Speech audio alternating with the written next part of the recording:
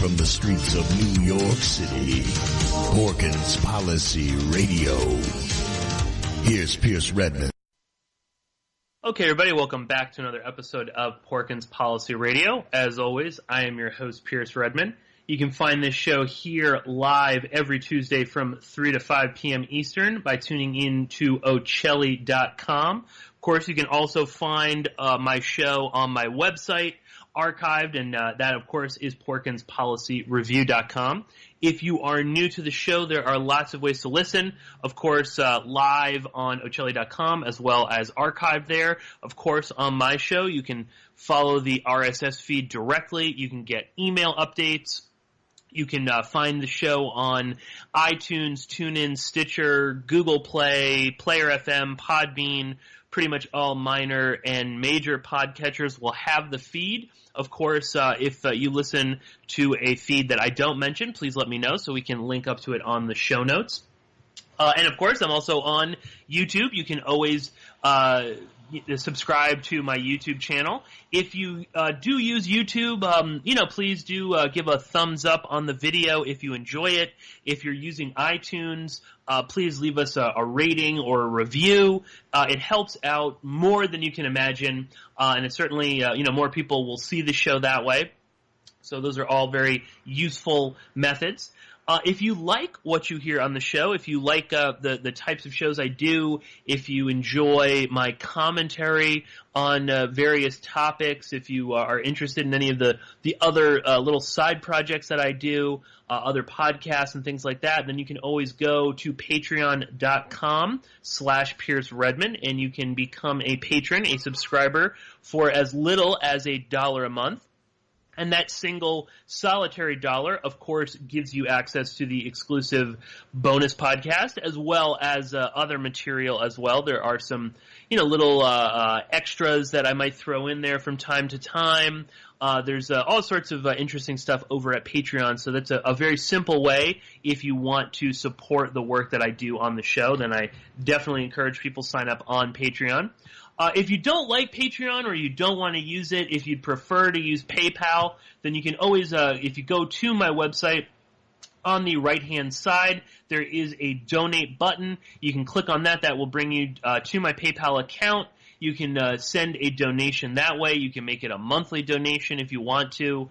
Certainly, that's another avenue if you want to support me. And I don't say this nearly enough, but if you really enjoy all of the work that I do, if you like the show, if you love the live show particularly, then I also encourage you to go to Ocelli.com and either send Chuck a donation on PayPal. He has a donate button as well that will link you to his PayPal. You can also click on the link on Chuck's page for his Patreon account. That is patreon.com/Ocelli. So another way to support me is, of course, to support good friend Chuck Ocelli, my producer and the man that makes it possible for this live show. Very quickly, a few things to kind of get out of the way before we jump into today's show. Quickly, I just want to mention, and I'll talk about this a little bit more later on, but we have had some. This seems to be a theme for this month, having guests, have to reschedule. Yet again, I encountered that problem. So today I am doing another solo show. But the phone lines will be open, so if you'd like to call in and chat, if you want to ask me a question, if you'd like to talk about a particular topic that's in the news or something that is relevant to you, then you can call into 319-527-5016. That will bring you, you will hear a little bit of some intro stuff that will tell you that you're being connected to the call, and then just stay on the line. You'll be on hold, and then once I get the all clear from Chuck, we will bring you onto the call. So once again, if you'd like to call in and ask a question or yell at me or talk about something that's interesting to you, the number is 319-527-5016. So a few little sort of, I guess, like housekeeping stuff to get out of the way. it looks like I may not be able to get the monthly bonus podcast up for the month of May. I know that that's sort of a bummer for everybody out there. I thought that I would have a little bit more time, but just as a bit of personal news, I am actually moving apartments very soon, so I'm in the whole process of dealing with that, going around looking at places and figuring out some logistics and things like that. So I don't know that I'll be able to record the episode that I wanted to do for the month of May. So please bear with me. There will absolutely be a June bonus podcast, and if I can, I will try and squeeze in the May bonus podcast. But I'm not sure if I'm just going to have the time over the next couple of days. But as a sort of a peace offering, so to speak, if you go to patreon.com/Pierce Redmond, if you are a subscriber on Patreon, you will notice that there is a new post that is exclusive to all of my Patreon supporters, and that is an excellent conversation that I did with Robbie Martin, of course, of Media Roots Radio, a very heavy agenda. Robbie is a good friend of the show and a frequent guest. But Robbie and I discussed the 1999 film The Insider, directed by Michael Mann, starring Al Pacino and Russell Crowe. And it's a long episode. I think it's probably close to, if not, it's just a little over 2 hours. Lots of information there. We talk extensively about the film, about Jeffrey Wigand, about 60 Minutes, about media censorship, Lowell Bergman, all sorts of stuff. We do kind of, towards the end, we shift gears a little bit. We talk about Trump's comments about the military-industrial complex, why right-wing comedians are so popular nowadays. So there's a lot there. That is exclusive for Patreon subscribers. So that is my sort of that is kind of like the bonus podcast for this month. So if you haven't listened to that episode, I encourage you to go check it out. And that will probably have to suffice for this month's bonus podcast. So my sincere apologies for that. Again, if I can get the podcast out, I will, but it might be a little tricky. But I'm hoping that you, the faithful listeners, will bear with me while I go through some not difficult times, but moving can be a traumatic experience, and it can be a little hectic. A lot of stuff you got to do in order to move, and that is unfortunately eating up a lot of my time. Also, quickly, I just want to thank Nicole for recently signing up on Patreon, and I think actually Nicole is actually a longtime subscriber who might have had to unsubscribe and then resubscribe, which is always a wonderful little surprise. So thank you so much, Nicole, for signing up on Patreon. But I guess that aside, we do, as I said, we don't have much of a show today. Although there are a couple of some listener questions that I've gotten over the past couple of weeks. Some of them I did talk about, I think, on a previous call-in show. I wasn't able to get to all of them, so we'll definitely cover a few of those today. Again, if you don't feel like calling in, you can always tweet me. So just go on Twitter. You can send me the question. You can also, of course, go to ochelli.com/listen-live, and you can jump into the chat room if you'd like to ask a question there, if you don't want to call in. I am looking at the chat, and of course, Chuck will let me know if I'm missing a question. So, please get in that way. But I guess, I had sort of a pain in the ass, morning. I was just in a bad mood. I was a little bit behind on a couple of different projects and things related to the podcast, some related to, other things in my life. And, it was a Memorial Day yesterday, and I was kind of taking a break from everything and just sort of trying to relax. So I didn't prepare much for the show. There we have it. But as I said, there is some. I was in a bad mood, in part just because I didn't get enough sleep last night. I kept waking up. I I had really bad heartburn, which kept me up. But I was also, a little kind of maybe frustrated is one way to put it over some of the responses I got to last week's show when we spoke with John Gold and Adam Fitzgerald. And this, I think is partly my own doing or my own fault. I kind of stepped in it. We were talking about some of the 9/11 topics. And I think I should have seen this and just maybe avoided it a little bit. But I thought that maybe we could at least kind of start, at least the first hour, talking about this, addressing it. I think that most of the listeners out there maybe have heard this before, but I think it is worth talking about again, kind of revisiting, because 9/11 is a topic that clearly I do discuss fairly frequently on the show. Sometimes more so than others, and it is a topic that I am constantly fascinated by. I'm constantly trying to educate myself about various aspects of it. And, anyway, I did kind of run into some issues. And this really kind of, and I'm not trying to call out, John or Adam or, any of the guests and stuff like that on the show or people. But, anyway, I'm dancing around it. The person in question here, Ryan Dawson, was brought up on the podcast, on the show, live. There was some reference to Ryan Dawson, reference to some of his work. And, full disclosure, I had Ryan Dawson on the show when it was just a podcast, before it was a live radio show. I had Ryan Dawson on. We discussed one of his films. I can't remember off the top of my head.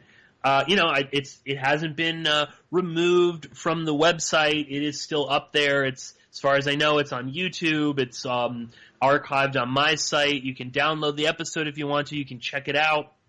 And I had Ryan on because at the time I liked a lot of what he was doing. I found some of his work to be a little problematic.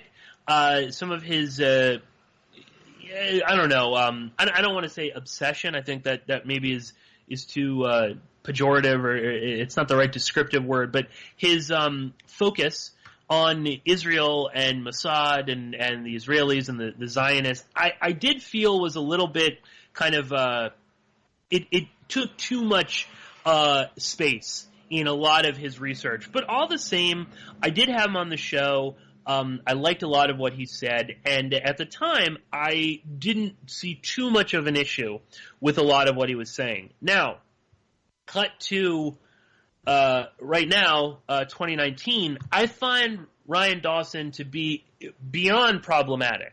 And I did, I sent out a tweet. I called him a racist grifter, which apparently ruffled some feathers. But, number one, this is my opinion. If you don't like my opinion, that's fine. You're more than welcome to it. But I personally, as a radio host, as a journalist, as a media figure, albeit minor, I felt that it was necessary for me to address this. That I don't like him.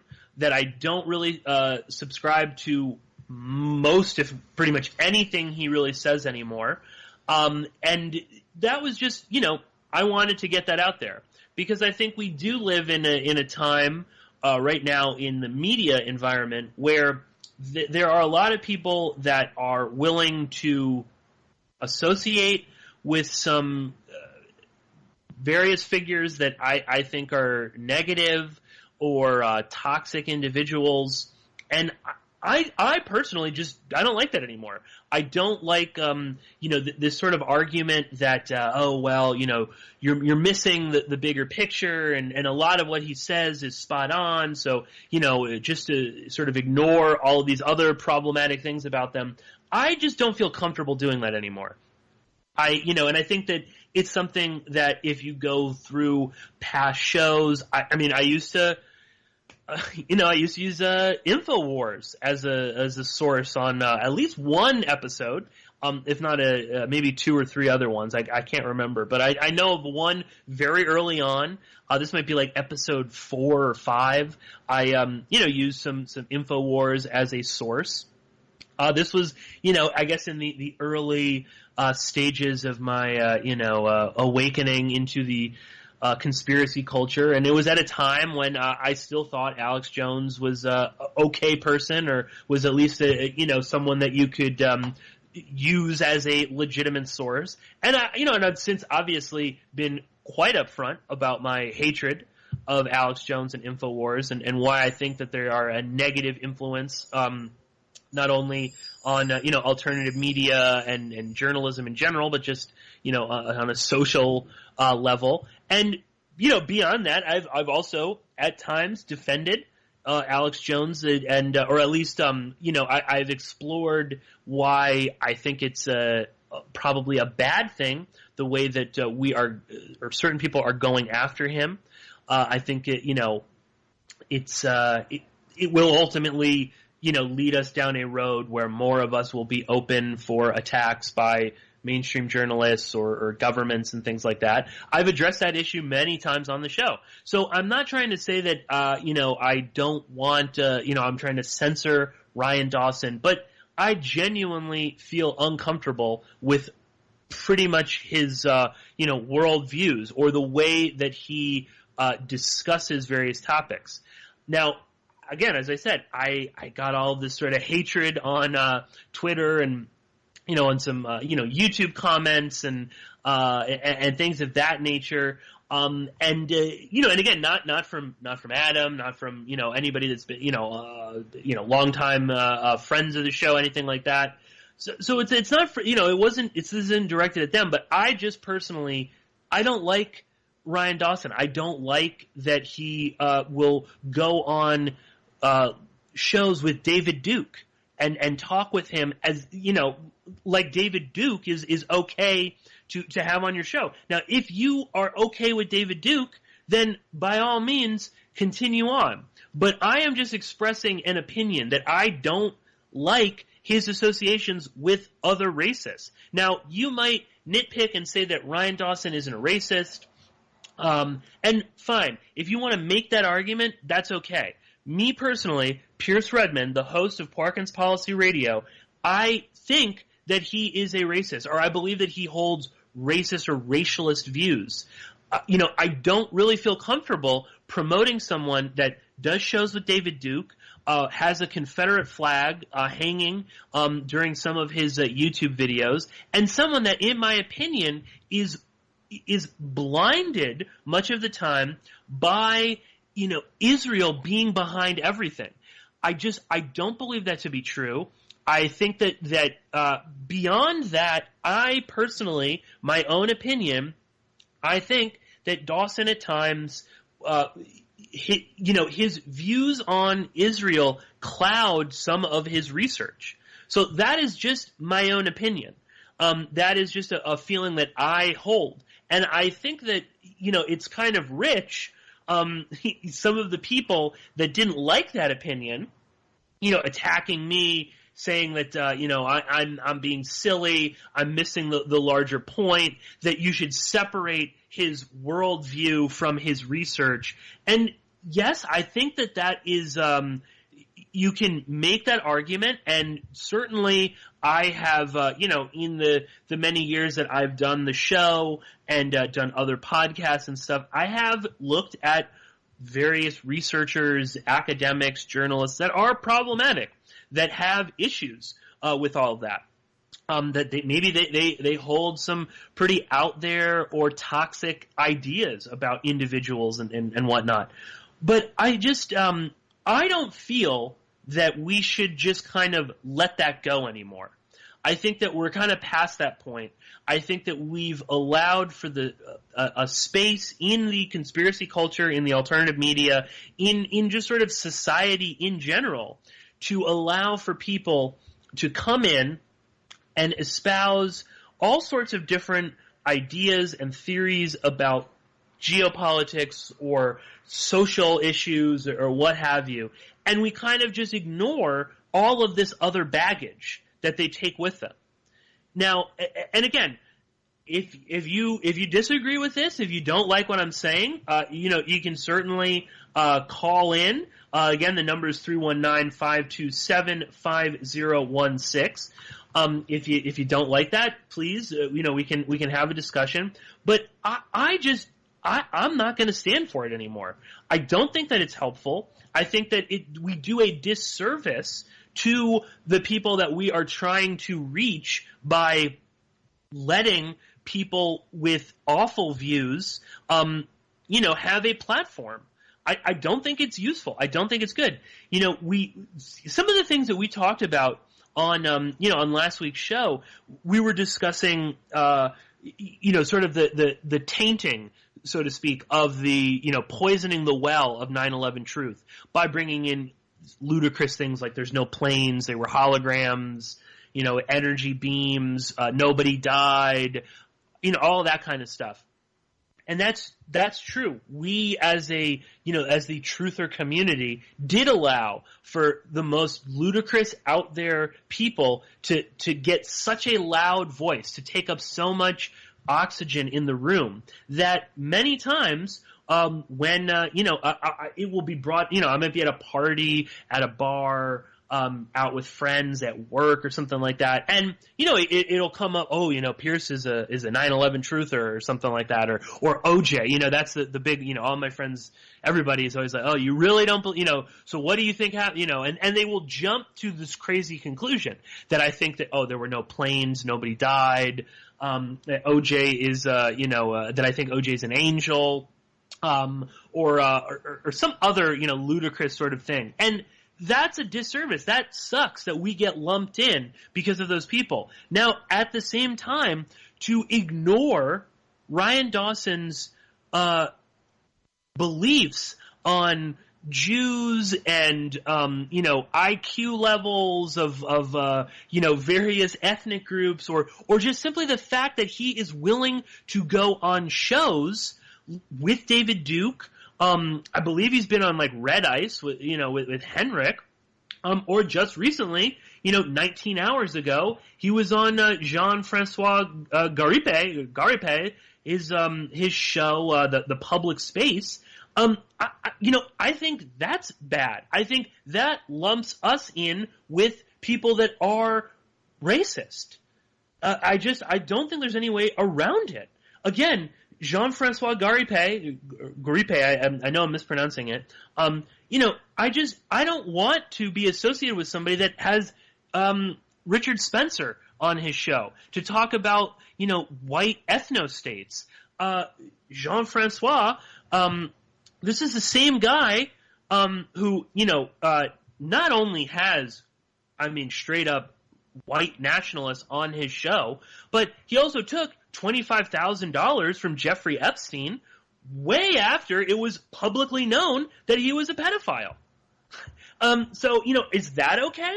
Is that association all right with us? This is also the same guy, who, according to his ex-wife, she has sole custody of their child because he was trying to abscond with their infant child at one point. This is also the same guy who, it's alleged in court documents that he was basically trying to impregnate a 19-year-old autistic woman who had the mental capacity of an 11-year-old.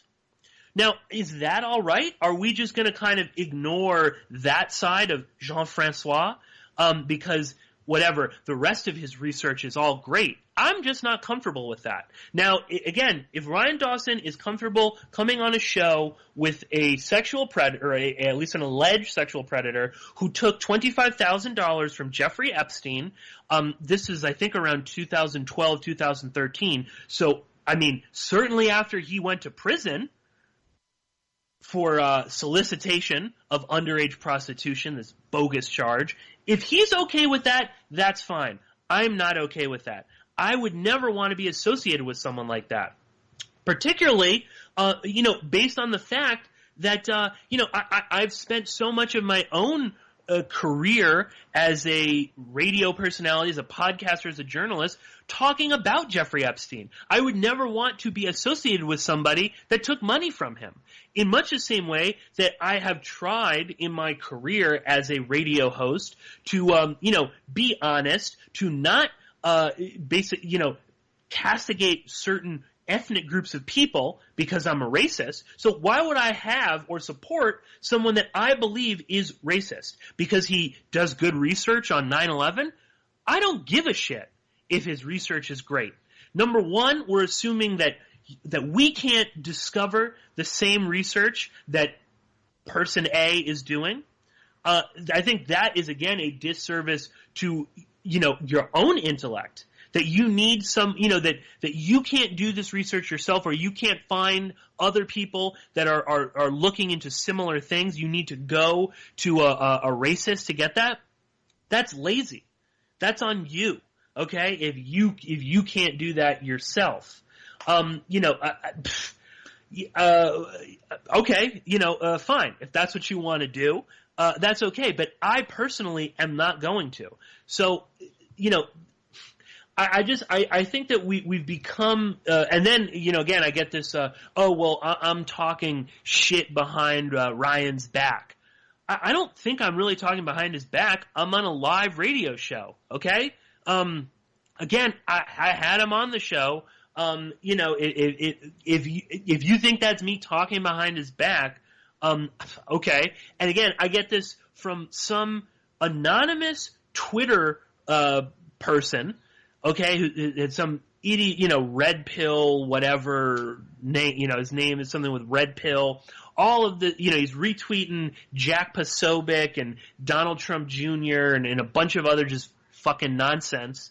So some anonymous person is going to go out and say, I'm talking behind his back. No, I'm talking out loud. As I don't hide who I am online. You can see my picture on Twitter. You can hear me live every Tuesday right here on Ocelli.com. You can call in if you'd like to, 319-527-5016, if you have an issue with me. I'm being upfront, but I'm also expressing an opinion. And if you don't like that opinion, well, tough shit. I don't have much, that's okay. But don't expect me that I should bring on some guest that that I don't like and have him debate me. Number one, this whole obsession that all sides, but certainly the right wingers have this. You're not having so and so on to debate you because you're afraid. This whole debate as blood sport thing is so just tired and base to me.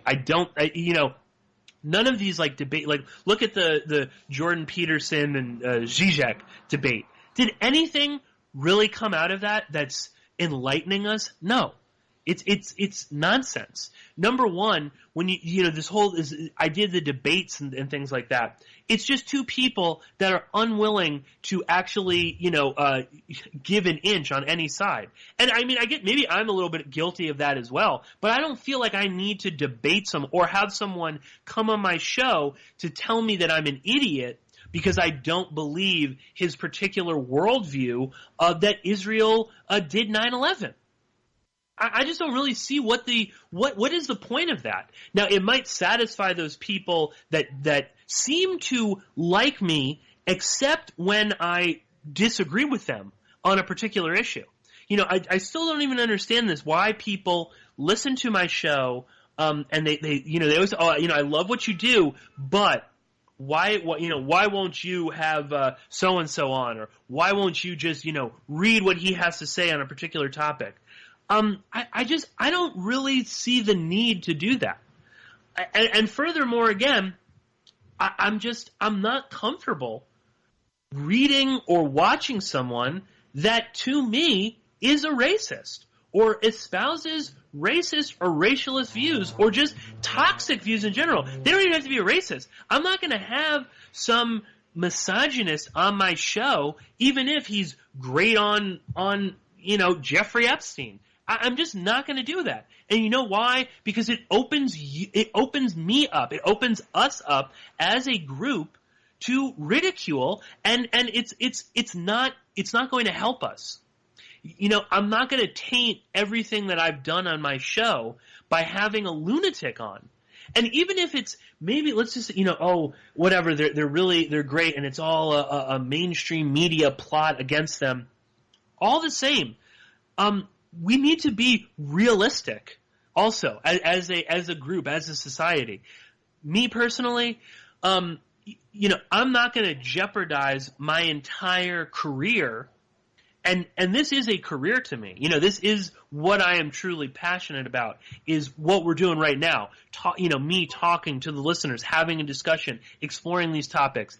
If I had a chance to do this in a bigger way, with more money or what have you, or with a larger audience, I would do that in a heartbeat. I'm not going to jeopardize my own career to have on someone that A, I don't agree with, and B, is going to ruin my own career. I'm just not willing to do that. And if that's me being a sellout or whatever, then fine. You can call me a sellout. You can talk about me behind my back on Twitter or on some Daily Stormer or any whatever forums you want to go to. That's fine. Go for it. I've it wouldn't be the first time and someone, trash talks me or, attacks me for whatever. Again, I'm a public, figure, albeit small, that does radio. It's not new. Okay? You're not, so what? I can handle it. I might need to rant like I'm doing right now, but I'm still here. I'm still doing this show. But I'm not going to, destroy my career or, guilt by association. Even if everything that Ryan Dawson is saying is absolutely true, vis-a-vis Mossad and Israel's connections to 9/11, that aside, I'm not going to give space to someone that holds some insane worldviews. I'm just not going to do it. And I think anyone that does and, keeps again moving the conversation to but you're not seeing just leave aside all this other stuff. I'm not going to do that. I don't feel comfortable doing it. It's again, I'm sure Mussolini had some interesting ideas about pasta sauce, but I'm not going to buy a Mussolini cookbook just because he makes a good sauce. You know what I mean? It's just, why should we allow ourselves to ignore all of the problematic things? That's like, saying, you can make this argument for any number of things. Bill Clinton was horrible on X, Y, and Z, but he was really good on A, B, and C. So we should just, don't throw the baby out with the I don't feel comfortable doing that. And I don't know, maybe I'm not making my point. Maybe I sound, like a whiny snowflake or something like that. But that's just how I feel about this. I think that it's counterproductive. I think that it's not, it doesn't help our cause. It doesn't help us. It closes more doors than it opens. And I find that many, not all, but many of the people that tell me this, they don't actually have skin in the game. Some person that's just uses a pseudonym and an avatar on Twitter, what stake do they have in this? It doesn't matter if they they're not losing out on a possible opportunity later in life because nobody knows who they are. They can say whatever they want. And that's even further, furthermore, that's even part of this larger problem. Like this explosion of people glomming on to these right-wing media personalities out there. And suddenly they're all geniuses and they're being censored by Twitter, which is a Marxist plot to indoctrinate us all and whatever. Even though they all use all of these supposedly evil things like YouTube and whatnot, they're all making money off YouTube. I don't see many of these various personalities not using YouTube. They don't have an issue with that. But these people that are anonymous, that are just who knows who they are on Twitter, Red Pill MAGA 69. What do they have to lose when it comes to this? Nothing. Number one, they don't have any integrity to lose in the first place if they're going to support a bunch of bigots and right wing, alt right sort of proto fascists. Whatever. It's not like they've already fallen low enough. It doesn't really matter. But again, they don't have any skin in the game. They're not really part of this world. I am part of this world. All I really have is, my integrity is me. This is my life. And I'm not going to jeopardize it to have on someone that A, I don't agree with on pretty much anything, and B, I'm uncomfortable with associating with somebody like that. Why would I do that? Now, if you want to do that, that's fine. And I would love to see some of those people telling me I should be, talking about this. Do they talk about those issues when they're at work? Are their coworkers comfortable with that? Are they going to go to a friend's party and start talking about, the Jews are behind everything? I'd be very interested to fully understand that. Because we're in this society, in a world where you can create a fake alter ego online. You can go to 4chan and literally just be a number, okay, and a non 58192 Q, and you can say whatever you want, and really there's no consequences for that. So that's cowardly to me. Be upfront. If you're a racist, be a racist. I don't, at least then I know where you stand, and other people know where you stand. And I think that's even more telling, that so many of these alt-right YouTube personalities and other people, they always dance around, no, I'm not really a racist. I just believe in white genocide and the need for a white ethno-state to protect us against the trans black communists that are going to take over. All of this nonsense. But I'm not a racist. Just admit it.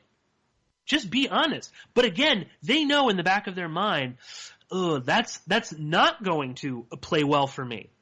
I'm not going to be able to get some of the money that I'm getting right now if I show my true colors. So are they even being honest with you about who they really are? No. They're hiding behind something too. And again, they're doing what I'm doing is, they're not going to jeopardize their own careers for that by being honest about who they really are. I'm being honest right now. I'm telling you, I'm not going to have those people on the show. And I'm not going to support their work. I'm not going to make excuses for their work because they do good research. I'm not going to do that. And if you don't like me because of that, so be it. If you're going to unsubscribe on Patreon, go for it. If you're going to, leave negative comments or reviews, fine, by all means. Because at least at the end of the day, I know who I am, and I can sleep well at night knowing that I'm not going to stoop to that level or to have those people on or to taint myself, to poison my own well. And how does that help the truth movement? How does that do justice for the victims of 9/11 or any atrocity, any big state atrocity? How is that helping to be associated with some of these people? To have that in the background of what you're talking about. I don't think that helps the conversation. I don't think that moves it forward. I don't think that really, does justice to the people that died on 9/11. To have, it's all this great stuff, but, they also go on shows with David Duke. So now again, when that conversation comes up, it doesn't matter how good your research is.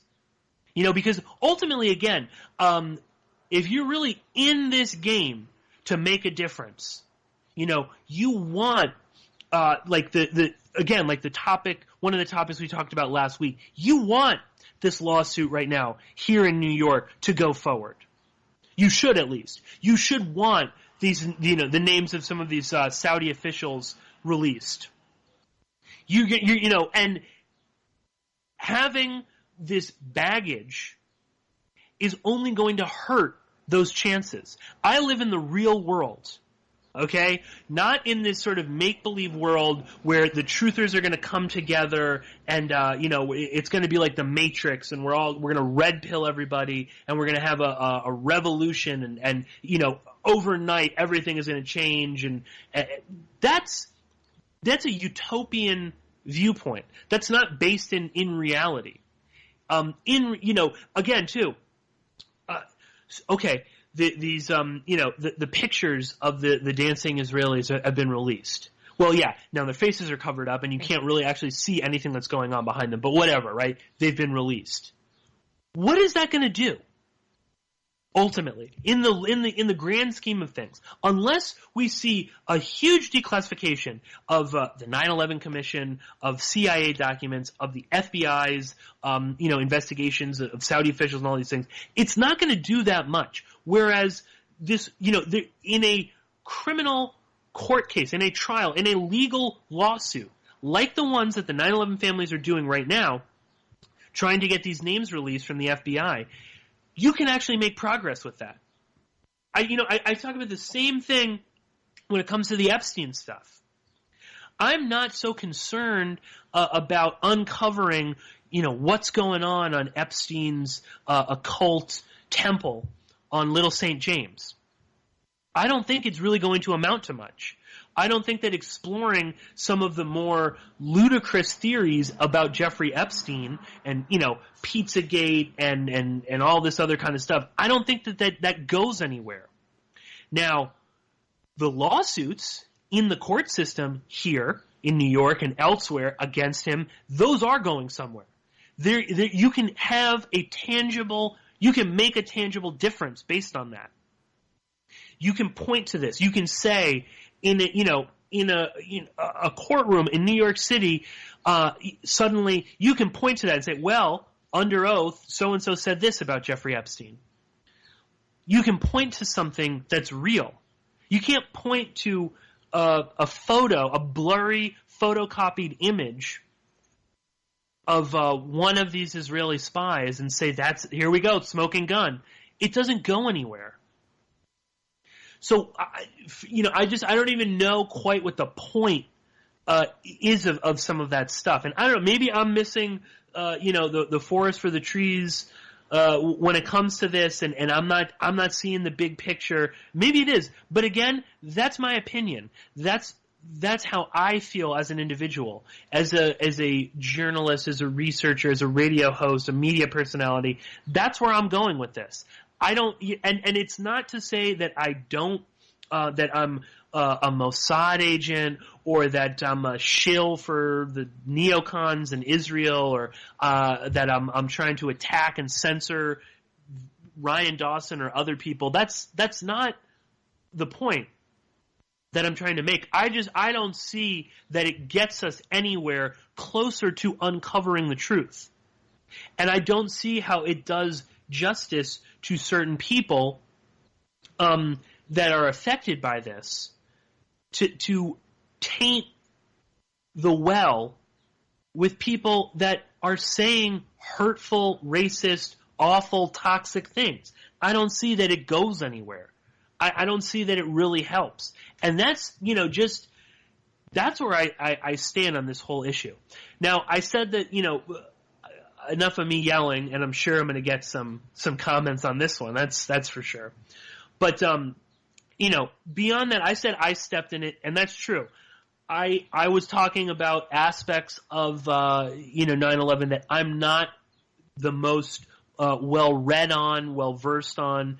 I had some different people on Twitter send me some stuff, and I am going to read it. I haven't been able to go through all of it, and some video clips and documentaries and stuff related to that or that would help, and again, yeah, that's right. I'm not an expert when it comes to what necessarily happened the day of on the planes and some of that stuff. And I shouldn't, I was getting a little bit more hung up on some of the physical details, talking about like United 93, and I've always kind of stayed away from that because I just don't know enough. I'm not really smart enough when it comes to things like physics and whatnot to really speak to that. And I don't know that it really is all that relevant. And I got a little wrapped up in that. And I got a little defensive, and I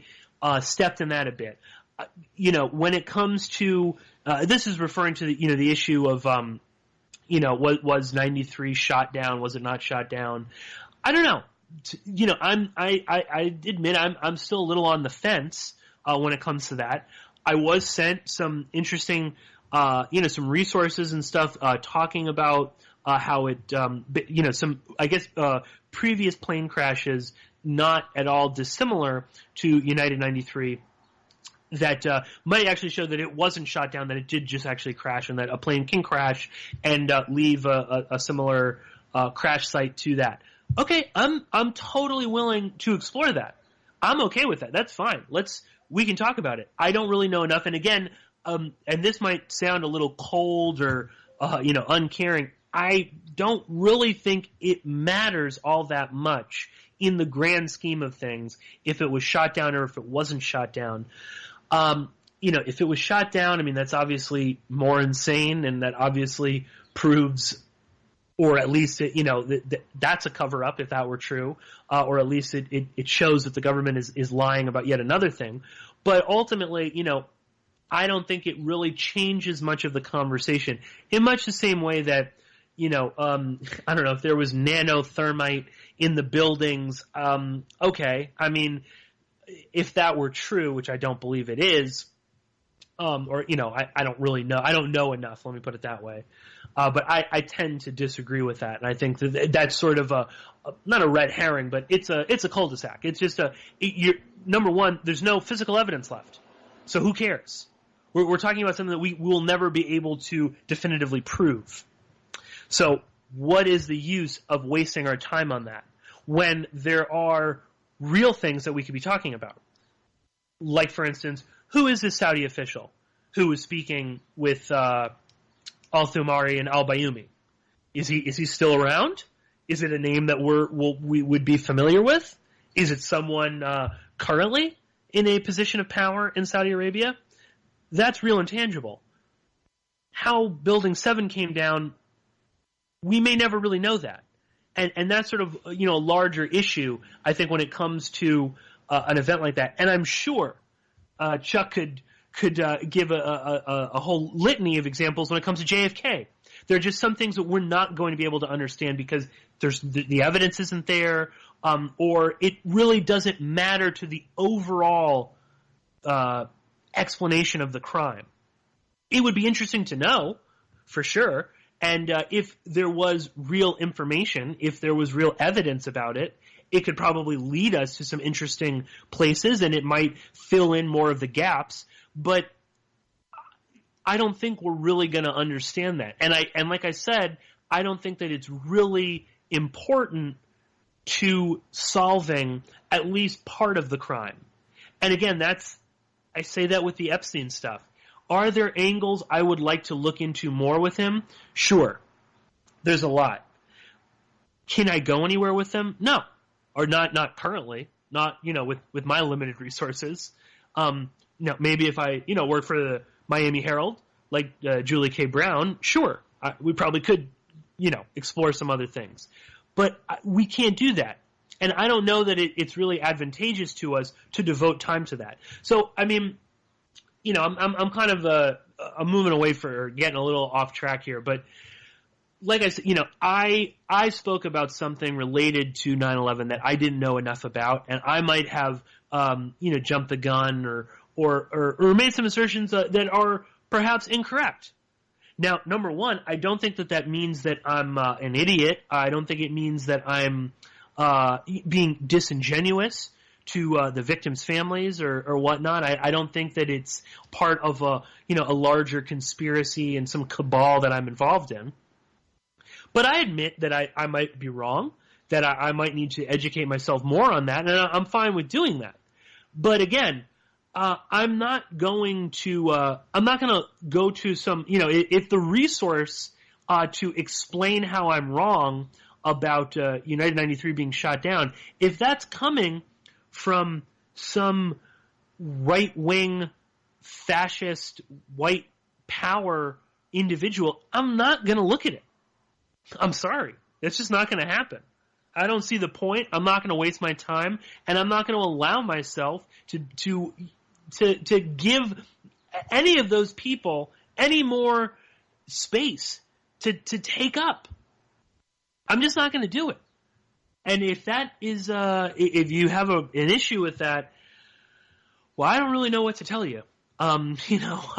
That's just where I stand. I think we need to make a stand. I think we need to draw a line in the sand when it comes to a lot of this. We have allowed for so much of this movement to get sucked up by the worst people out there on the internet. People that peddle in hate and racism and bigotry and in all sorts of other toxic behaviors. And we give them money to do this. I'm not okay with that at all. And I think if we can't stand up and express our disgust with that, and we can't have an adult conversation about how we're not going to succumb to that, well, I don't see much hope for this movement going anywhere other than the current trajectory that it's going, which is to become more extreme, to become more closed-minded, and to put ourselves into these compartmentalized little boxes where the only allowable speech is spoon-fed to us by people that are making money off selling hate. I don't know. I mean, maybe I'm crazy. Maybe this is all just me being a little liberal snowflake, and I can't hack it. I don't know, but I'm just not comfortable doing that anymore. I don't think it's doing us a disservice. I know I'm kind of repeating myself over here, and I'm getting a little worked up myself, but I don't know. I think we need to really take stock of where we are, and I'm saying that as the conspiracy culture and the truth movement and alternative media and media in general, but also just as individuals. We need to take stock of how we are as individuals. Are we really comfortable with this? Are we okay with pushing this kind of nonsense? Is that something that we're going to be able to live with later on in life? Is it worth it? Is it worth it at the end of the day?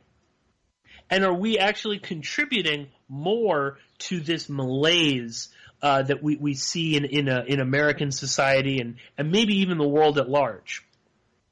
I don't know. I think that's a larger existential question that we all need to address, but we need to do it sooner rather than later. Because I think we're reaching a precipice. We're reaching a point of no return where we are either going to, align ourselves with people that don't really have our interests at heart. And if you can't see that for what it is, I don't know what to tell you. But these people out there that are making money off of pushing this white nationalist, misogynist hate and anti-Muslim and anti-gay and anti-everything that's not, white middle-class America. I don't know. You've lost me then. And I don't know that at the end of the day that's really going to go anywhere. Those people that are pushing that, they don't really care about you. Okay? They don't even really care about these larger issues. I mean, that's what's even more kind of like perverse and sick about this, is that I don't think David Duke really cares about white middle-class people or working-class people or, poor whites around the world. I don't think he really cares about that. I think he cares about inflating his own ego. I think he cares about making money off of all of this. But I don't think he really cares at the end of the day. What's he done for those people out there lately, really, that's of any tangible difference? I don't know, probably not a whole lot. So if you're gonna kind of get sucked into that, just be aware that it may not work out for you in the end. And you might be, again, Ed Opperman talks about this all the time with the Trump con. A good con man will keep you coming back for more, even when you know in the back of your head that it's a con. Even when you're fully aware, when it's in the front of your head that you've been conned, there's still that nagging little voice in the back of your head that thinks, no, I can't get fooled again. At some point, there's going to be a light at the end of this tunnel. And Trump is going to deliver. He's gonna come back and make everything okay, even though he's been shown to be a consummate liar. I just saw J.P. Satilli was tweeting a story before I went to air, talking about the remains of soldiers that are in North Korea. They're not going to be returned. So there goes that one. That's out the window. And I mean, that's not even like the biggest, lie, or something that's not come true, or I don't know how to really put that. Not that necessarily that Trump was lying about it, but it's another thing that he's not following through with. And that's just like one thing that happened today with him.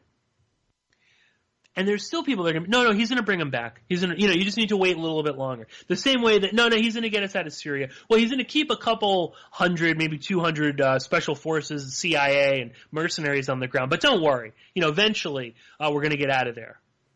They know it's not true.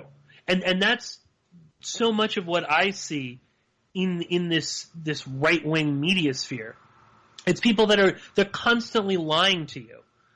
But so many people are just they're continually being conned. They're allowing themselves the space to be conned again. And at the end of the day, you're going to be left feeling really empty. And I think it's going to be hard to kind of get back in once that happens. And we need to address that. And if we don't tackle this head on, there's some dark days ahead of us. But I think we're going to leave it here for the first hour. Again, if you want to call in to the second hour, the number is 319-527-5016. I will try to be a little bit more upbeat in the second hour, maybe answer some listener questions. But please stay tuned, and I'll be right back after these commercials.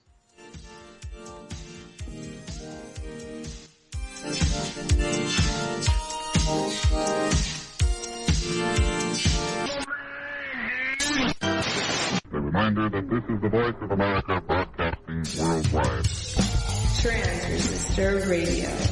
Morning. Uncle, the podcast. The Ocelli Effect. Porkins Policy Radio with Pierce Redmond. On Ocelli.com.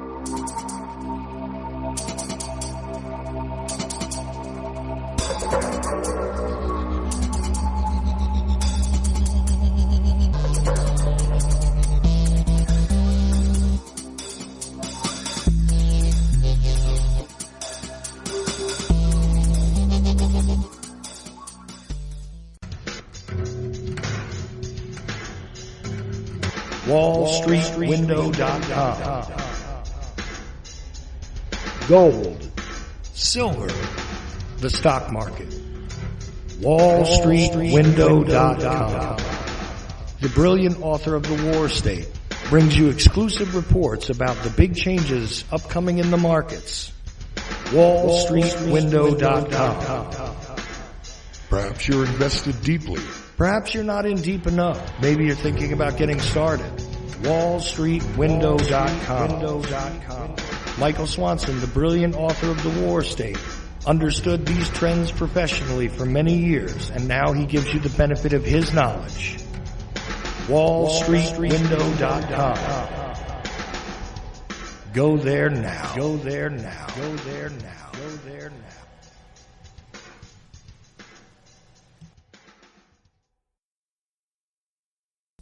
News, entertainment, and more. You will learn something, children's. Ocelli.com.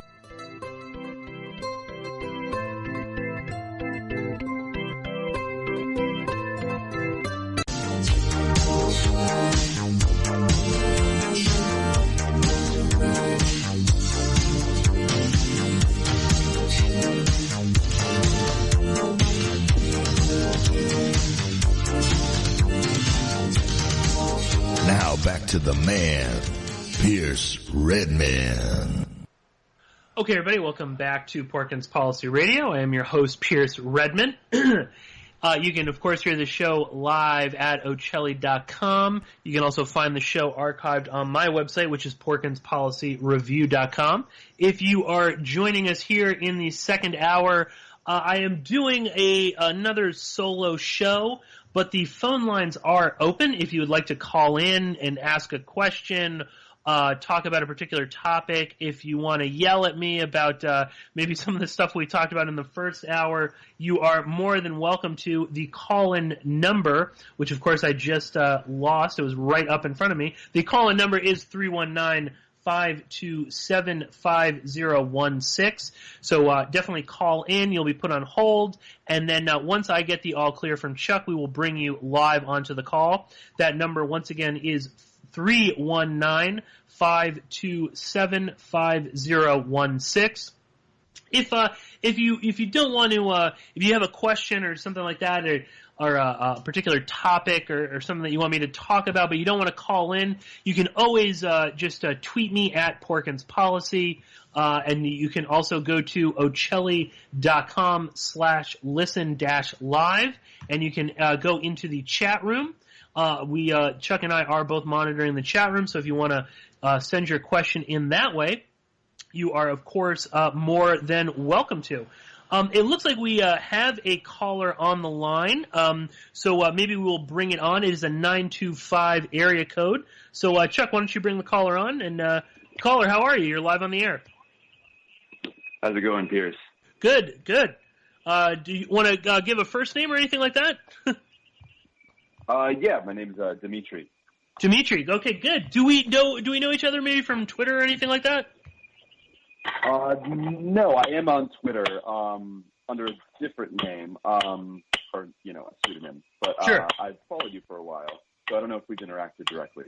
Oh, okay, great. Well, I'm glad we're interacting now. Anything you want to talk about, Dimitri? Yeah. I was listening to your first hour there and talking about sort of the platforming of reactionary and kind of right-wing, misogynist, even crypto-fascist voices in sort of the truther movement. Mm-hmm. And so that brought to mind something I actually wanted to call in a couple weeks ago, I think when you had J.G. Michael on, who I listened to his show a lot, Parallax Views. Sure. And I guess I just wanted to maybe talk a little bit, and I know a caller before kind of brought this up a little bit, but kind of talk about Joseph Flatley in his book, Satan Goes to the Mind Control Convention. Sure. As well as more broadly the Satanic Temple, which I believe is the main group that's profiled in that book. Mm-hmm. So kind of in the vein of platforming crypto-fascists. I don't know if you're aware, but there has been a Twitter user that published this long investigative series. His name is Daniel Buntovnik. He's sort of active on kind of Marxist Twitter, and he published this thing on his WordPress called Anatomy of a Crypto-Fascist Sect about 2 months ago. And it's basically a deep dive into the background of the people involved in the Satanic Temple, particularly Lucien Greaves, the main guy, who, to be honest, when I heard him on J.G. Michael's show, that's kind of what triggered me and spurred me to want to call in and talk about it a little more, because I felt like, and I'm not trying to, bash you guys or anything, but that guy has some very shady kind of backgrounds that I feel like kind of weren't really touched upon or discussed or interrogated. Like, he was basically taken at his word in kind of everything that he said. And I found it a little problematic, one, from the fact that he's so aggressively about attacking psychiatrists, some of whom I know are like Colin Ross, are super problematic, to say the least. But kind of like throwing the baby out with the bathwater and just saying like, oh, the entire Satanic Panic was completely bullshit, and that none of it ever happened. It was moral panic and like feminist psychiatrists that basically spurred this whole thing. And what Bentovnik does in his Anatomy of a Crypto-Fascist Sect is he goes back and does a lot of heavily cited research that shows that, in fact, that was not exactly the case. There were a lot of overblown media cases and things like that, but there were actual cases of abuse, and sometimes even in a sort of cultic context. Whether or not that was authentically cultic or they were just doing that to sort of confuse their victims or anything like that, that's kind of an open question. But he goes even deeper there, that there's some very strange connections with Lucien Greaves and, for example, the Process Church, which really jumped out at me because I listened to Ed Opperman as well, and he's very up on the Process Church, kind of tracking their narrative through the 70s, whether it's like the Son of Sam case and other things like that. They were a spinoff of Scientology. They're really kind of sketchy group. And Lucien Greaves has like a process, one of those they have this symbol that is basically sort of a stubbed out swastika. He has this tattoo on his arm. And even Bentovnik brought up a photo of when he unveiled the Baphomet statue in Detroit a number of years ago. There was a similar kind of Aryan, like modified swastika flag, like on the stage where they were like doing their whole performance. And so his whole thesis is these people are kind of they put up this front of being kind of secularists and they're for free speech and Satan was for the underdog and all this kind of stuff. But really, if you dig deeper into their background, it's like some really kind of sketchy,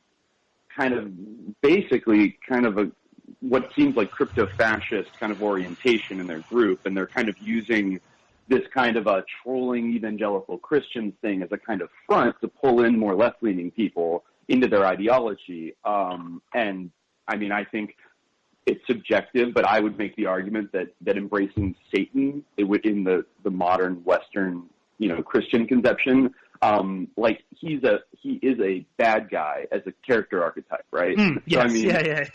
like if I look at somebody like George H.W. Bush, and I think he's satanic. You know what I mean? Like because he's a liar, he deceives. He's about power. I mean, you look at somebody like Michael Aquino, the Temple of Set. And I mean, that guy is a PSYOPs officer who was a Green Beret involved in the Phoenix program in Vietnam, Sure. And he was also accused of abuse in the Presidio scandal, and a lot of the evidence in there was relatively convincing. They had one of the child victims could describe the interior of his house in detail to the San Francisco police, and then that was kind of quietly dropped. So it's like this idea that, Satan is kind of this edgy rebel figure that's cool, that smells to me like kind of in line with sort of fake counterculture, sort of Dave McGowan, Weird Scenes in the Canyon kind of stuff, it kind of gives me, it's just a little suspect. And I think, these kind of connections, Lucien Greaves wrote for this site called process.org, that seems to be heavily influenced by the Process Church. And even has said things, I mean, he's been, I think the other founder, made a documentary about the public school system maybe 5 or 6 years ago that I believe it sort of bemoans like busing and sort of low-key implies that desegregation of schools is a bad thing because like-minded, like people who are like each other should stay in the same school with each other, and then that caused a big disaster. Kind of a really reactionary talking point. But then again, then now they're running around kind of acting like they're these, I keep seeing their Sundance, the trailer for their Sundance movie, and it just seems like they're kind of pulling the wool over everybody's eyes and getting away with a lot of, I don't know. I don't know where it leads, but I don't know. What are your thoughts on that? Well, no, and please do, stay on the line, Dimitri. I'm glad you brought this up because I do, like you said before, there were other listeners who brought this up, and I think it is, it is relevant, and it is something that, again, I had Lucien Greaves on the show, and I certainly agree with most of what he's saying regarding people like Colin Ross and whatever. I will say he was someone that I was not like super up on everything about his life. First things first, his real name is Doug Messner. Lucien Greaves is not his real name. It's actually Doug. It's Doug Masico. Actually, he changed it twice. Yes, I've seen that as well. I also I pulled up the piece you were talking about, Anatomy of a Crypto-Fascist Sect. It's very long. I would love to. I'll try to go through all of it. Long. Yeah, but we'll link up to it in the show notes. Yeah, I mean, is Lucien Greaves problematic? Absolutely. The whole name changing thing is weird. That kind of left me a little strange, and if you do look at his past, I think there's more to his name change than just sort of, whatever, creating an alter ego. I mean, I think he's trying to kind of hide some of, his own past. I think I don't want to speak for Joseph because I think, he can do that, himself. I would, Joseph is a journalist, and he was writing about a particular topic that was interesting to him, and Lucien Greaves just happened to be one of the subjects that he interviewed, along with Colin Ross. I mean, he spoke with Colin Ross, a bit at the convention. So I don't know that that's like an endorsement of Lucien Greaves. Joseph is obviously he came on my show with Lucien, and he set it up. And if I'm being totally honest, it was exciting to have someone like that on because he is a big name. He has a movie coming out, and at the end of the day, I mean, the radio show is I'm trying to make money off of doing the radio show, and it was cool to have a big name like that on. It's someone that you can always point to, and I guess Chuck and I were actually talking about this during the commercial break. I mean, I think that it's okay. You can make the argument of having horrible people on your show, and certainly, I guess I unfortunately don't know enough about Lucien Greaves. I have seen some of that the sort of weird Aryan sort of symbology used, and I don't know what the full story behind that is. It's something I do need to look a little bit more closely. One thing I would keep in mind with Lucien Greaves is and the whole Satanic Temple is that part of it is a parody. They are kind of being tongue in cheek. I don't know if that's I don't know if that's what he's doing specifically. Part of it kind of reminds me of David Bowie and Susie and the Banshees and stuff. Using Nazi symbols and stuff like that to kind of shock people. I don't know if that's what Lucien is doing. I wouldn't be surprised if there isn't a bit of that. At the same time, and this is just something that I've learned through, looking at Scientology and getting more involved in the counter cult world and, the work I do with Jon Atack and stuff is there's a lot of baggage when you start looking into all of that world, and you do find problematic people. You do find people that might have some associations that are bad. And I mean, I know that maybe that's me going back on what I said in the first hour. Would I have Lucien Greaves back on the show? I don't think so. And I've certainly, the more I have learned about him, the more I've kind of, I'm not super excited with who he is and some of the stuff behind him. And I don't really know that, like, the Satanic Temple, I know what you mean, like, the whole, like I've described people as being satanic. So, yeah, is it a good idea to, push Satanism, even if it's sort of in like a jokey way? I don't know that that's like a great idea. But certainly that's what they've done. So yeah, I can get it as a one-off joke, but they really are trying. I mean, they just registered as like a tax-exempt religion, with the IRS and stuff, and basically they seem rather committed to. I mean, the kind of a certain kind of occult tradition, even though they sort of claim exoterically that they're trolling. And I get that for like a one-off troll, like, oh, you troll the evangelicals by saying you're a Christian, but it even obscures, and Buntovnik makes this point in his series that it actually obscures kind of the crypto-fascist nature of the Christian right as well. In that basically, like, they're satanic in their own way because they're claiming to be representing Jesus and Christianity and things.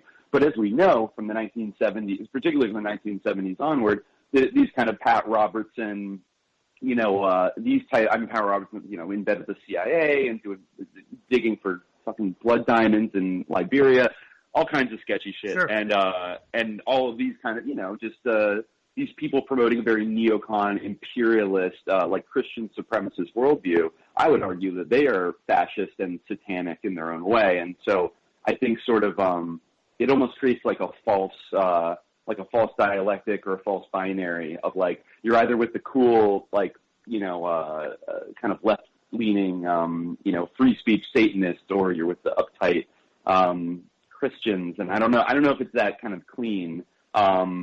Of a dynamic that actually exists in reality. No, and listen, I mean, I might be just coming off like a total hypocrite by having Lucien Greaves on. I truthfully didn't know enough about him. I think that if I had known more about the group and everything, I might have been a little hesitant to have him on.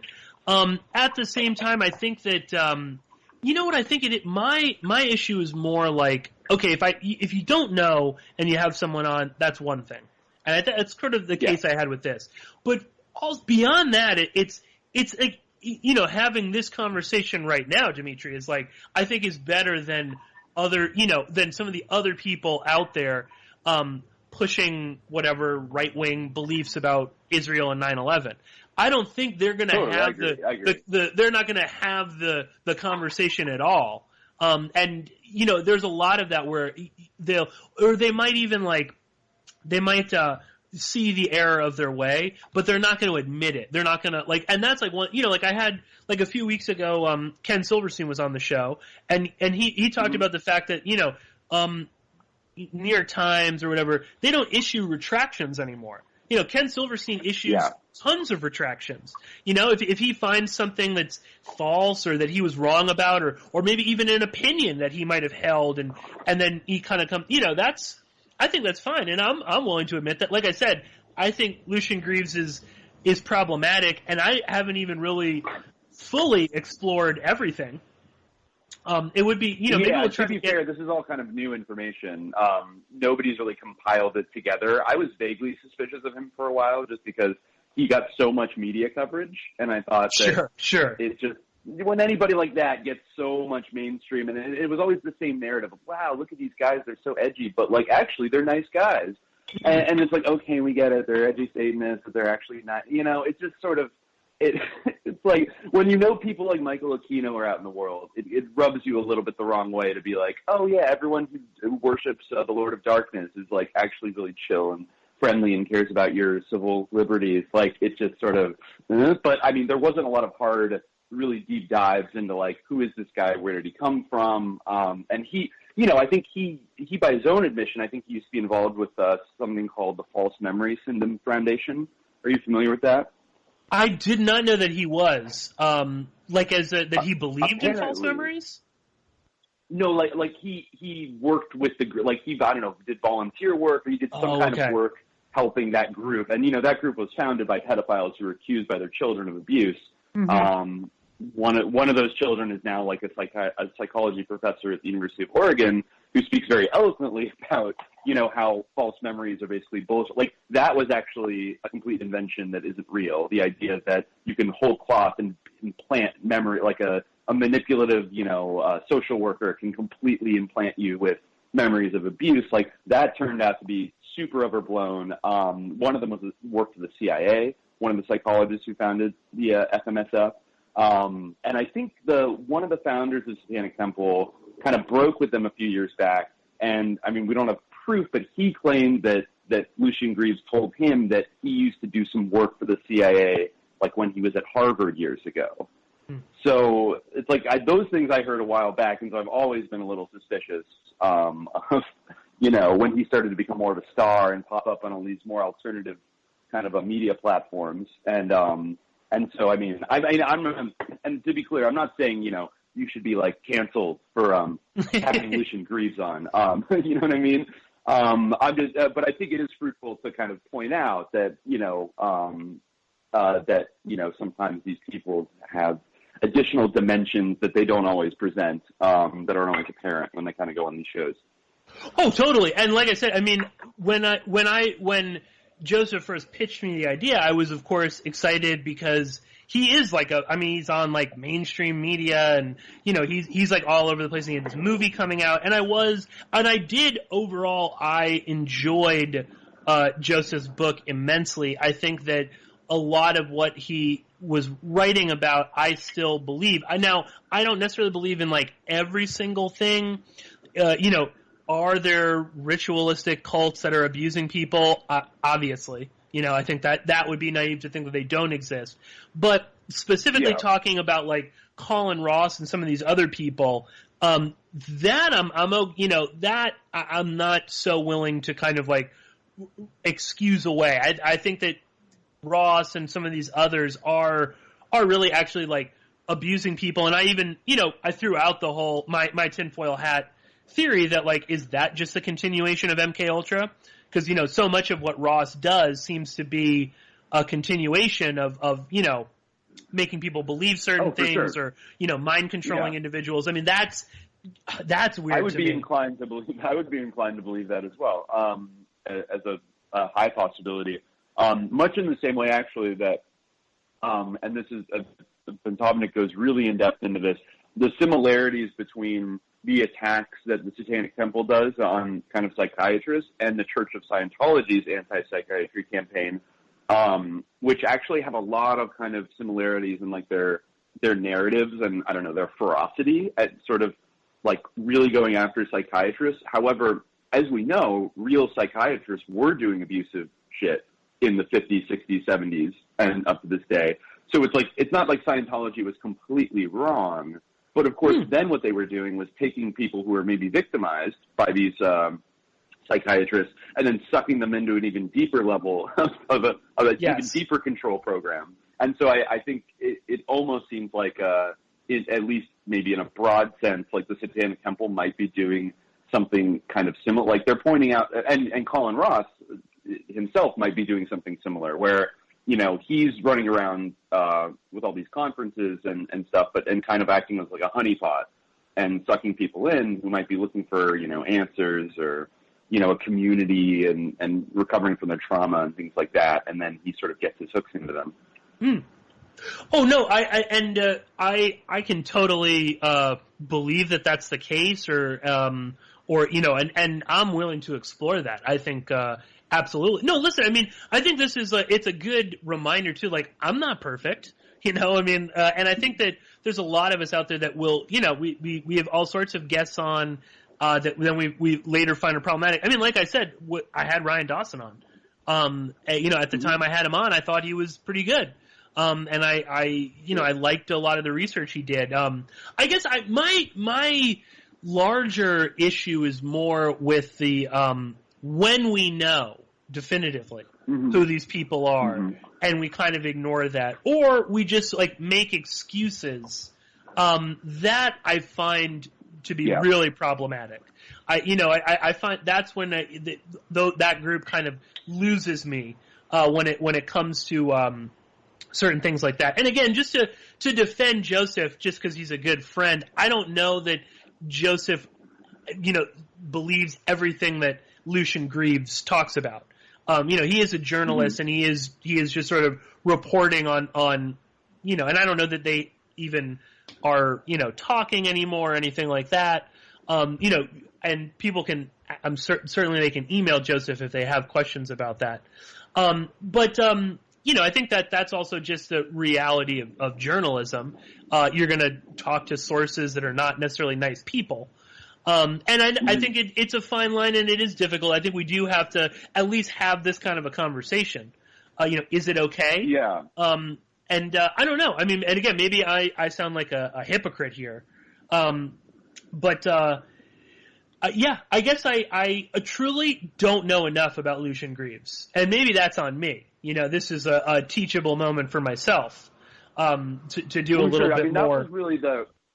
That was the impression I got from the interviews I heard both on your show and J.G. Michaels, was not so much that you guys were kind of knew all about him and thought, J.G. kind of seemed more like, maybe because he's more into the kind of metal stuff, that he just thought he was like badass, Right. But it seemed more like you guys were just sort of taking him at face value, and even Joseph Flatley was taking him at face value. And I think with somebody like that, I mean, obviously sometimes you can't check everybody beforehand, but it sort of rubbed on me the wrong way that Flatley kind of just seemed to be like, he's saying this, and it's obvious, like he's reporting it as journalistic fact, like everything that Lucien Greaves said, when I think there might be some kind of agenda behind kind of what he's doing and promoting. And I don't even have any idea what that is at the end of the day. But I think the sort of the obsession with the Process Church, the sort of flirting with like sort of weird swastika symbols, and echoing Scientology are all kind of little red flags that, when I see those in a group, it's a little bit, I start to look into them a little more closely. Oh yeah, definitely. No, it's disconcerting to say the least, and then it raises a whole lot of other, like you said, the agenda behind it. I mean, we could speculate on that.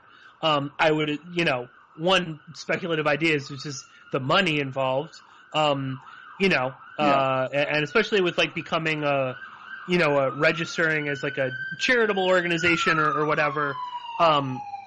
That's more red flags. Yeah. I mean, I think it's totally legitimate to, point that out or attack me for that. I think, again, I open myself up by having him on and maybe not doing the due diligence. I guess, yeah, like, just to defend myself, I would just say that I am willing to admit that, whereas I don't see, some of the people I was talking about in the first hour, I don't see them admitting that they were wrong. And more so, I think that they're not honest enough with themselves to just vocally admit that they hold the same racist beliefs that of certain people that they promote. So that to me is a little disingenuous. But no, I think a fair point to be made, and certainly people have asked me about that. That kind of sort of dovetails with another. This is a question that I get all the time. I don't know if you want to stick around a little bit, Dimitri. You might want to, but I get this all the time because in various conversations I've had with Jon Atack, he talks about the fact that he knew Dr. Joylln West, who did God, that guy, fucking A. Yeah, that guy's a monster. So, and I got that, and people ask me, oh my God, what's the deal with Jon and Joylln West, and they ask me all these sort of questions, and I have at length talked with Jon, like off the air, about some of various claims about Joylln West and whatnot, and I'm not going to speak for Jon. And certainly, if anyone is interested, he would be more than willing to talk about it. I would say, number one, Jon was not aware of every single claim against Joylln West. And this is like just sort of like a point of fact is that Joylln West was very critical of Scientology. So in the, the Scientology critics, the world of Scientology critics, West does kind of hold a different, I don't know, he's held in a different opinion because he was so critical of Scientology. Scientology also went after Joylln West pretty brutally. He was considered part of, he was fair game. They, went about trying to destroy his life. So in that sense, and I don't know what that says about West later in life, if he, saw the error of his way or whatnot. But I know that, that is one of the reasons that people, at least in that world, will refer to him. I will say, though, in a larger picture, my opinion of Dr. Joylln West has changed somewhat, and that is, and I say this on like every episode. People should really read Wendy Painting's book, Aberration in the Heartland of the Real, The Secret Lives of Timothy McVeigh. There is, obviously people are very familiar with Joylln West because of his supposed connections to the Oklahoma City bombing and to Timothy McVeigh. And Wendy Painting goes, at length. There is a whole section of the book devoted to the rumors about Joylln West and his connections with McVeigh. And in reading her book, I did change my opinion somewhat of, at least as it pertains to Oklahoma City. And Wendy Painting went in it with the intention of trying to, dig at the truth and to make these connections. And she herself, and I think Wendy is probably the foremost scholar when it comes to McVeigh and Oklahoma City. She could not find any real connection between Joylln West and Timothy McVeigh. They never actually met in person, and West never treated McVeigh. And that rumor actually was started by Linda Thompson, who was a lawyer and a militia movement supporter. She made some movies about, she made Waco, The Big Lie, which is a film about the Branch Davidians in Waco, and she made some a follow-up. She produced the Waco 2, The Big Lie Continues. Linda Thompson is extremely problematic, and she is actually at the heart. At the heart of a lot of the more kind of out there conspiracy theories about Timothy McVeigh. Now, we should, and I'll point this out.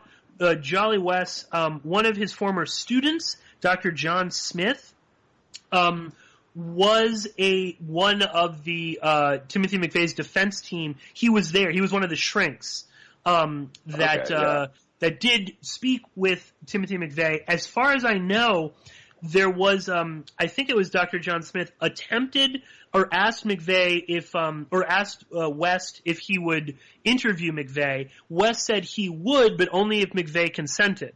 And McVeigh said, no, I don't want to talk to him.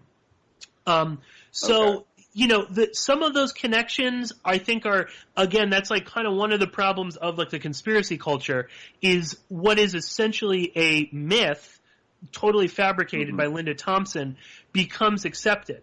So, I think, and again, I would need to go back through my notes. I believe that when McVeigh was arrested and he was first brought to the military base where he was being held pre-trial, Dr. Joylln West worked at that base, but they never met. And that's according to McVeigh. That's according to McVeigh's lawyers. That's according to West. Now, we can debate that, and maybe that's part of the lie. But again, Wendy Painting did everything possible to try and make the connection, and she couldn't. Now, there are some I'm willing to accept that. Yeah, I actually never heard that before, that he was connected to Oklahoma City. I was only aware of his earlier crimes, I guess you could say. And they were crimes. Yeah, I'm not trying to defend him, but it is, and now there are some really weird other connections that West did have to Oklahoma City. He ran a thing called Project Heartland that was funded by FEMA and the Oklahoma State Department of Mental Health. He was part of the psychological disaster response team. He was, I believe it was Tinker Air Force Base, is where, I think that's where he was being, where McVeigh was held.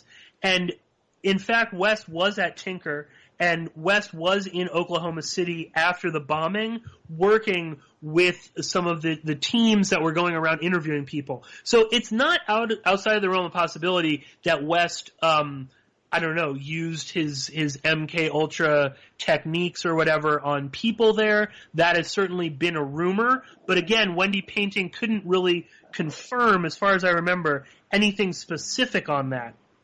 So, you know, and again, there's no evidence beyond Linda Thompson's assertion, based on nothing, that they actually met. And I believe if you really go back, Linda Thompson, I don't even know if she fully at first said that they met, just that they were in the same, you know, vicinity at the base. So, you know, and that's, I'm not trying to defend Jolly West, but I think, again, we need to, what's truth and what's fiction when it comes to him and his connection to OKC is, you know, is a bigger story. And I don't know, you know, that, I mean, I don't know. I do wonder, too, about some of the things related to the MK Ultra research. What is actually a tangible fact, and what is something that has been repeated so much in the conspiracy culture that we just begin to accept it? I mean, you see that with, like, you see that with, like, for example, like the Kathy O'Brien narrative, where that has been bounced around for so many decades now that now everybody, you know, all over the internet, it's like everybody knows what a monarch slave is, but there's actually never been, and I wouldn't rule that out, but there's never actually been any hard data to, like, back up that not only didn't happen to her, but that, like, that was a program that functioned in exactly that way. So it gets very murky once you start to dig into these unverifiable sources. Yeah, exactly. And especially too when you look at, like, at some of the more, like, documented MK Ultra, like Ewan Cameron, for instance. There's really no doubt about the damage that Cameron did to people in Canada. You know, he's actually pretty forthright with that. Whereas some of these other things, it's also, I think, by design. I mean, the mere fact that these documents were destroyed, and that it is kind of, it's such a bizarre topic that, you know, you can kind of, just the idea that they're trying to run mind control operations is so far-fetched that once you kind of enter that and accept it, you can kind of throw in a lot of crazy stuff, and that kind of just gets sort of, you know, hoovered up by the conspiracy culture. Sure. And I mean, but then it's funny because on the same token, if you look at it from a sort of view of maybe not like quote unquote mind control, which is such a poisoned meme, but maybe social engineering, behavioral modification. I mean, look at, like, America is the most medicated society on the planet today. And we have all these subtle, almost like soft power things that manipulate us. A lot of that, you know, a lot of the stuff that went on at, like, SRI and at Stanford, in the 60s and 70s. And, you know, you can see, like, right now there's actually a push. There's a new remote viewing documentary with Hal Puthoff going around, kind of doing the alternative conspiracy circuit, talking about how, you know, remote viewing was real. And I've come to a more of a conclusion. Are you familiar with the Twitter account, Crypto Cuttlefish? Oh yeah, definitely. Yeah, so he made he or they made a lot of really fascinating threads about, basically their thesis was that this was probably some kind of cover for the satellite technology that they were developing during that era that actually would allow them to spy on the Soviet Union. So that, but then they would trot out these kind of new age psychics who would say, "Oh, I went into the astral plane and I saw the secret nuclear base in Novosibirsk."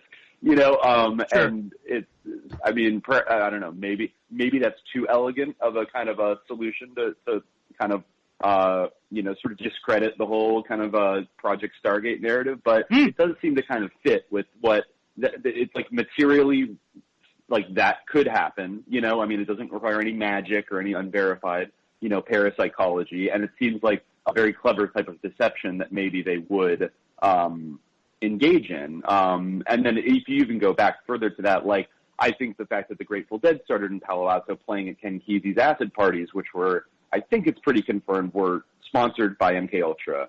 And then, they went on to be, this traveling circus and kind of the icons of the counterculture even after it died out and, went up to San Francisco. I think there's, like, even though you can't quite prove it yet, I think there's, like, an interesting thesis to make that aspects of, like, the hippie LSD counterculture were controlled or influenced in some way, and then were almost kind of, like, controlled, demoed by, like, the Manson murders and Altamont and things like that, which, turned whole swaths of people off to sort of left-wing politics, anti-war movement, in addition to, like, disrupting things like SDS, where everybody started taking acid, and they went from, like, well-dressed, principled left-wing activists to being just, like, rolling around in nature and just sort of not bothering anybody. So I think there's a lot there, but it's like, you have to tread very carefully, and sort of try to find, like, the material thread of, is this, without getting into the kind of the woo-woo, because they're really bringing that back, and the UFO stuff is coming back. I mean, it's in, like, the New York Times now. Yeah, I just saw that the other day. Yeah, I know. There is something going. That's something I'd love to talk about maybe on a future show. That this, the way ufology is sort of re-entering into the mainstream. Dimitri, thank you so much for calling in. I hope that you will call in again. Yeah, no, it was a pleasure. Thanks a lot for having me. Yeah, and I think quickly we can squeeze in one more caller. We have another caller, area code 914. So, Chuck, could you bring him on? Hey, what's up, Pierce? How you doing? It's Adam Fitzgerald. Hey, how are you? Hey, what's going on, Pierce? I know that you were talking earlier about the Oklahoma City bombing, and I just wanted to pipe in a little bit. Incidentally, Terry Nichols actually visited the Philippines in 1995, and it was noted that through an informant from the Abu Sayyaf terrorist group, Edward Angeles, who informed the FBI that Terry Nichols is actually nicknamed the Farmer and had met Ramzi Youssef in Cebu City, Philippines. And Terry Nichols' wife, Marie Nichols, actually lives in Cebu in the Philippines. So while she visited there, it's supposedly stated that Terry Nichols may have met with Ramzi Youssef because a month later he actually builds the urea nitrate bomb that's used in the Oklahoma City bombing. So it's an interesting subject, so to speak, because on that same day, Ramzi Youssef is actually trying to implement the Bajinka plot as well.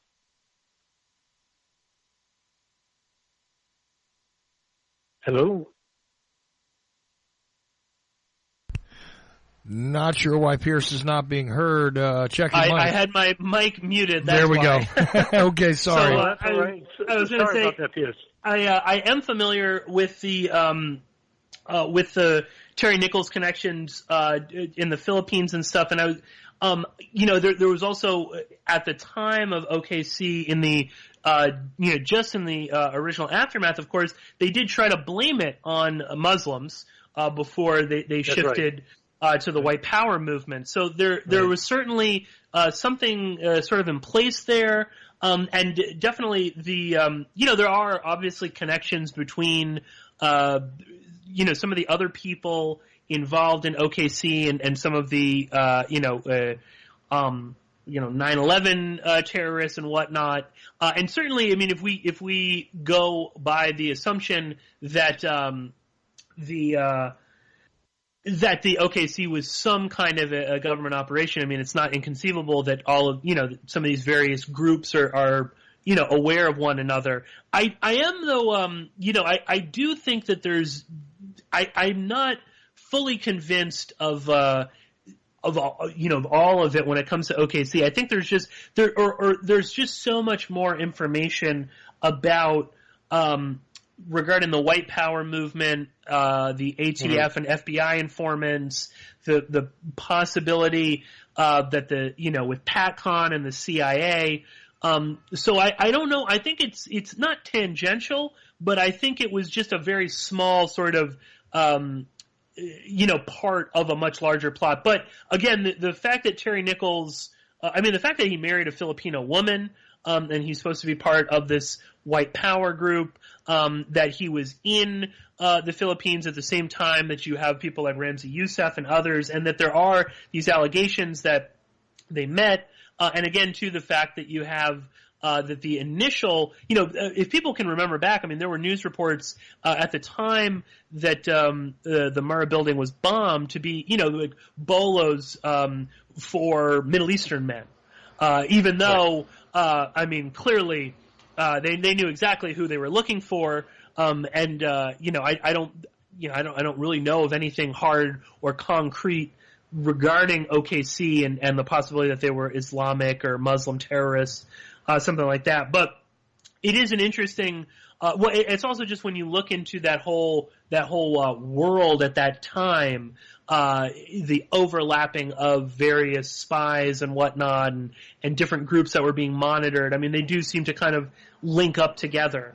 But yeah, Oklahoma City is definitely something I'm actually a bit more knowledgeable about and can speak to, and that's actually something maybe I don't talk enough about on the show, but again, I think that there's more when you bring in Elohim City, you bring in what was going on in Kingman, Arizona, and some of the people that McVeigh was meeting with.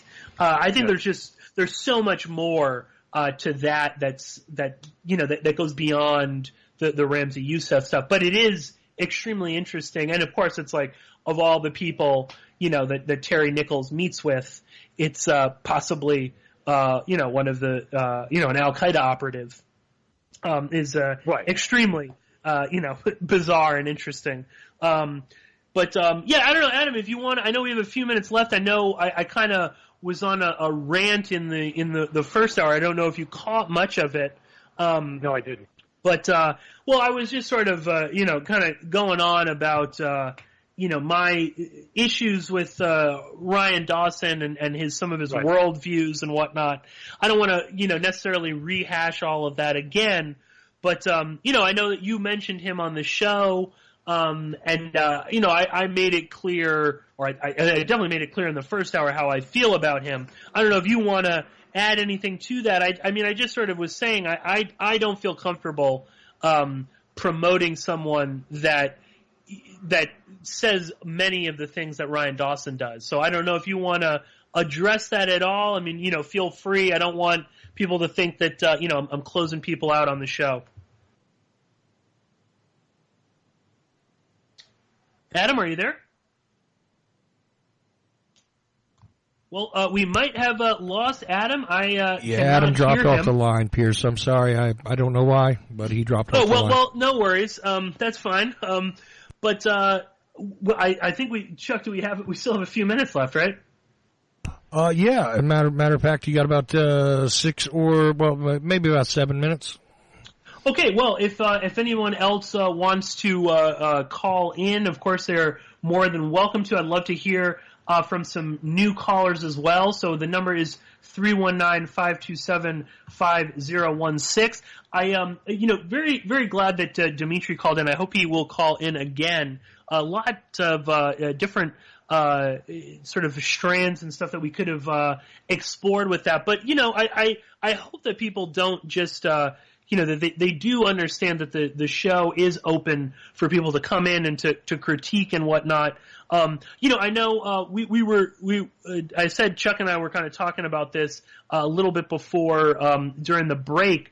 If Chuck, if you would indulge me a little bit, maybe just give us your kind of take on some of the topics I was talking about, and the trouble that we have as radio hosts and journalists with having certain guests on the show. So I don't know, Chuck, if you want to, could you chime in a little bit?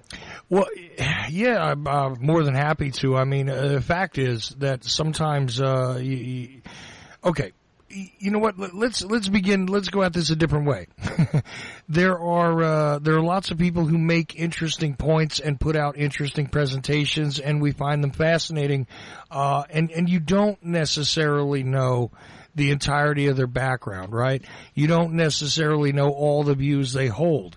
And you might want to bring them on because of that particular piece, and you want to feature it, and here's the creator of that piece.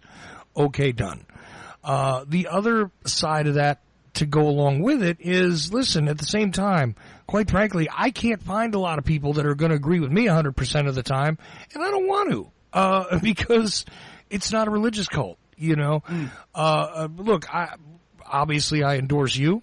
I love the work you do. I'm more than happy to produce, put my time out. There is no charge to any host on this network. There is no, you know, there's no, you know, back and forth here, right? Pid pro quo, you know, going on.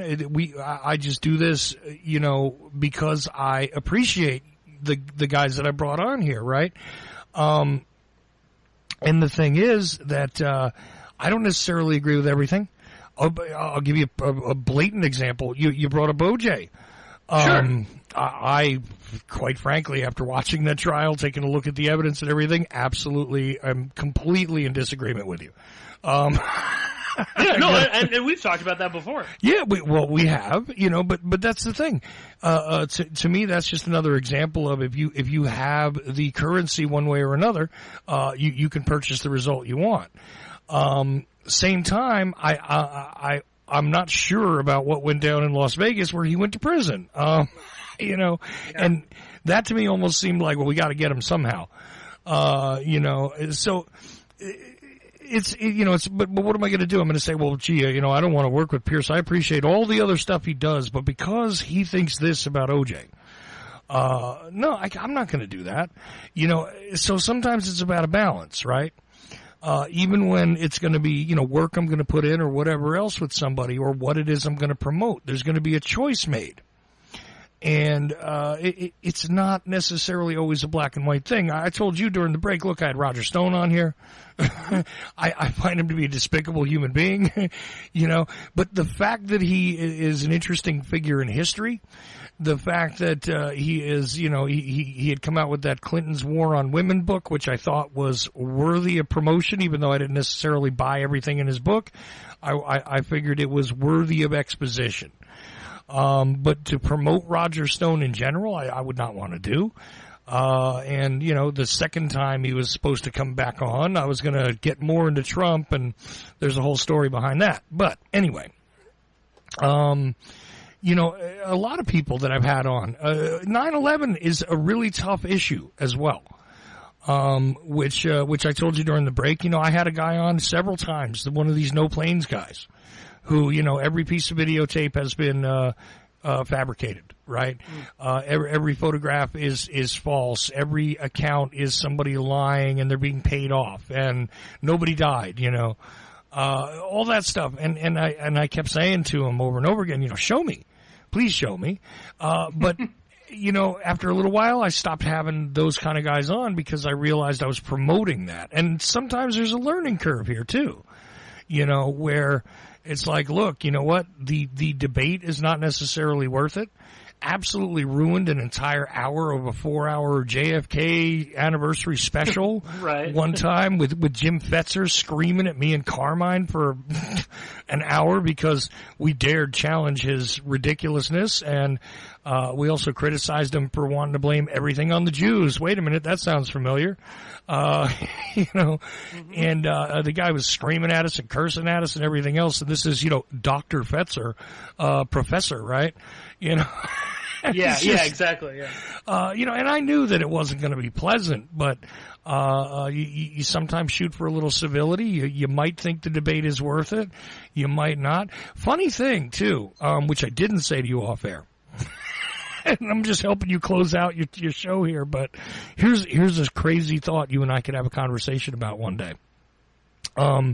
The counterculture concept that Dimitri was talking about, and the conflagration with the satanic ideology and the sort of neo-Nazi ideology, you know, that's not a new phenomena at all.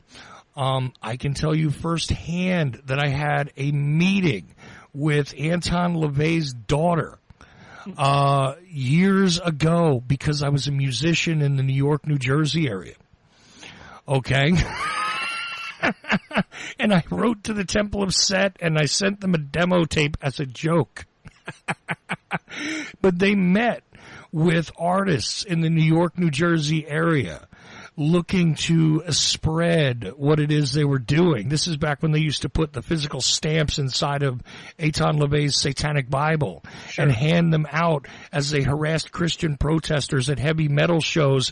People don't know what went on there. And Aquino and the background and all that craziness, there is such a wild world of sports going on there that, and I've got a first-hand story about it. You know, as heavy metal musician, not even a particularly talented one, but one who actually, you know, could write a coherent letter and, you know, they were willing to fund heavy metal acts that were satanic in nature, that were Nazi in nature, that were, anything to smash polite society kind of in their nature. And, we could speculate about exactly why that was. So there you go. The blonde daughter of Eitan LaVey, by the way, in case anybody's wondering. And I'm sure if you Google her or whatever, I don't even remember her first name, but it was just striking to me that if you go look her up somewhere online, I'm sure you'll find her. But the representative guy whose name I've never given out publicly, I mentioned this on another radio show once, but I've never given out the guy's name who was the representative who met with me. But, you know, he doesn't seem to be reoccurring nowadays in the narrative. But you would not believe the depths that swamp can actually go to. So with all that in mind, Pierce, believe it or not, I carried out the rest of your show. Your callers were great. Your rant in the first hour was great. And I'm really proud to have produced this one, buddy. So thank you for letting me do that. Oh, well, absolutely, Chet, and thank you for being on the other end of this and along for the ride. And especially when I'm ranting, I'm in a bad, you know, it's always comforting knowing that you're there, you know, just sort of, you know, manning the ship, so to speak. But I want to thank everybody for joining us. Thank both Dimitri and Adam for calling in. Thank you all so much for listening, and I'll be talking to you all very soon.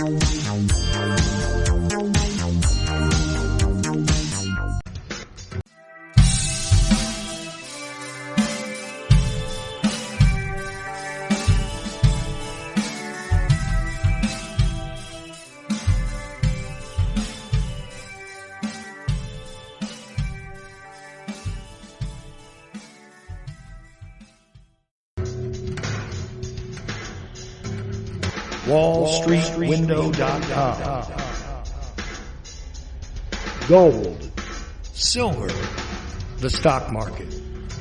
WallStreetWindow.com. The brilliant author of The War State brings you exclusive reports about the big changes upcoming in the markets. WallStreetWindow.com. Perhaps you're invested deeply. Perhaps you're not in deep enough. Maybe you're thinking about getting started. WallStreetWindow.com. Michael Swanson, the brilliant author of The War State, understood these trends professionally for many years, and now he gives you the benefit of his knowledge. WallStreetWindow.com. Go there now. Go there now. Go there now. Go there now.